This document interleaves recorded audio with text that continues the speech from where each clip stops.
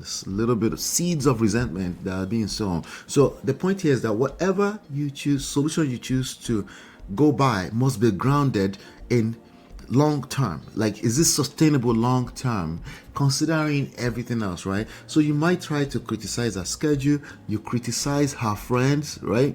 The man start criticizing her side of the family, or just continue to show even more contempt, right? Questions her priorities, restrict her opportunities, right? That's what we're talking about here. You might even start using religious reasons, like things like kingdom methods, right? You label it whatever you want to make yourself feel better. And you start using those things to really, again, to manage the discomfort of feeling less than a man, right? And by the way, we have a major crisis in the church because no one is really telling the truth. Well, I'm not sure if they're capable of telling the truth, to be honest. You must start using cultural and marital titles as reasons to protect your position, right? Or you as a woman trying to protect his position, because many cases with our clients, you can hear them actually trying to protect their husband's ego. And again, the question is this sustainable long term, right? So the objective becomes making her smaller enough for him to feel bigger. I know I'm painting the picture here, right? Is it making sense? And then that leads into suppression. Hello, Fedos. That leads into suppression. So let's talk about suppression. What is suppression looking like, guys? It's gonna get worse, right? So she begins to suppress her honest feelings, right? How do you separate? And it's confusing because how do you separate your honest feelings from, I should just do the right thing. Let me just play my role. Let me just be a good wife.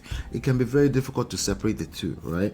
So she starts suppressing her feelings, but it doesn't stop there. She starts suppressing the opportunities that might come to her, which is opportunities for the family, only if you can see it that way.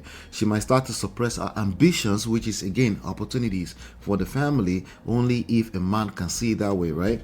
And she will start to avoid she doesn't want the conflict, right? She doesn't want to have to deal with talking bad about her friends or anything like that, right? Or her job, or she ideally she would like to come home and be able to tell you all the, because no person's job place or workplace is always good. They want to tell you about the gossipy things, but they can't tell you because they feel like it might come with a judgment or of not taking up the opportunities, right? So she may soften every achievement that she's achieving at work. She might hide her excitement, refuse opportunities, avoid discussing money because it's a soft spot, right? She doesn't want to discuss how much money she's making because she can feel it. She can feel the tension in the room whenever that comes up, right? And maybe it's not that bad. Maybe it's just a mild version of it. Mild version, big version. Who is determining what's big or soft? You just never know when it's enough. When the threshold is big enough to destroy a marriage. So she starts even performing a certain level of admiration.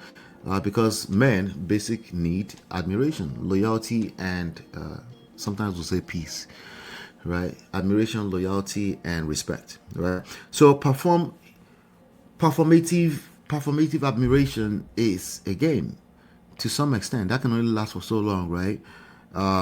But does she really genuinely feel that, and if she does, how long can she keep it up if it's performative, right? Because again, we all put our best foot forward sometimes just to make life better for everyone.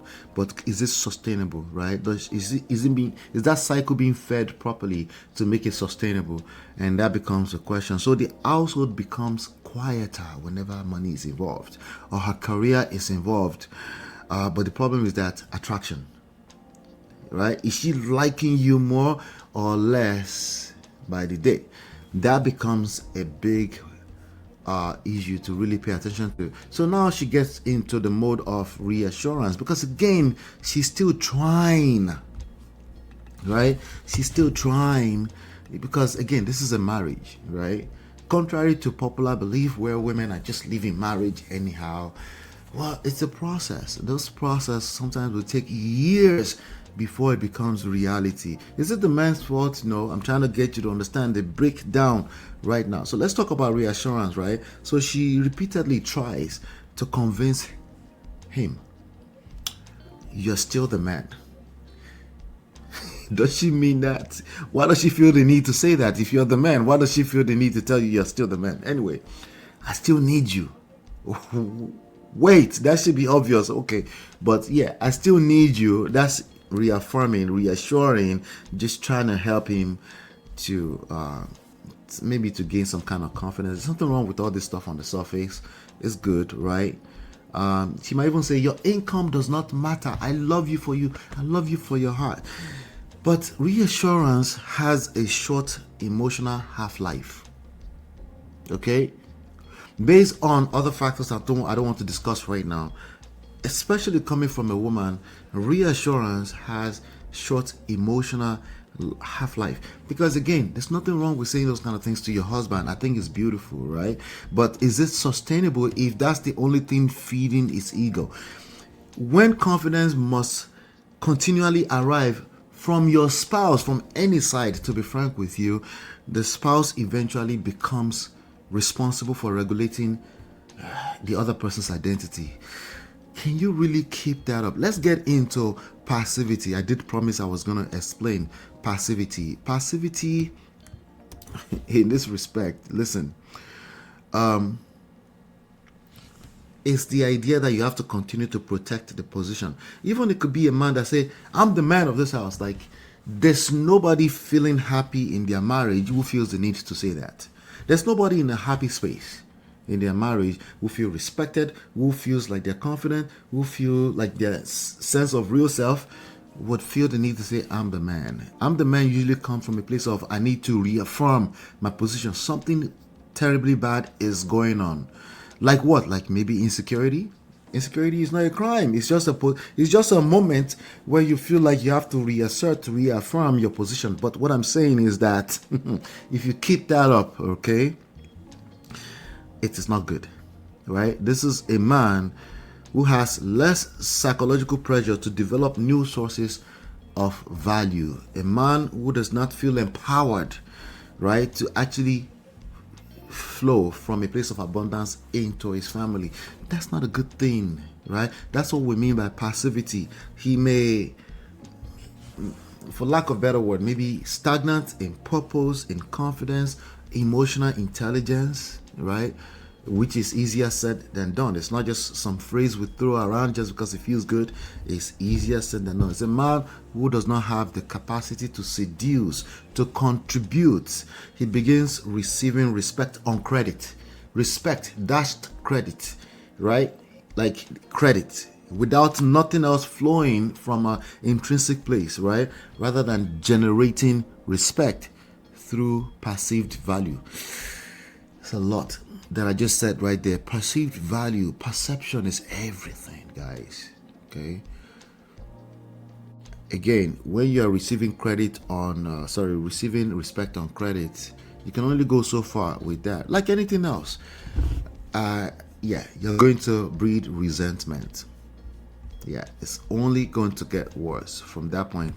If nothing breaks this cycle, it's only going to get worse and worse. Yeah.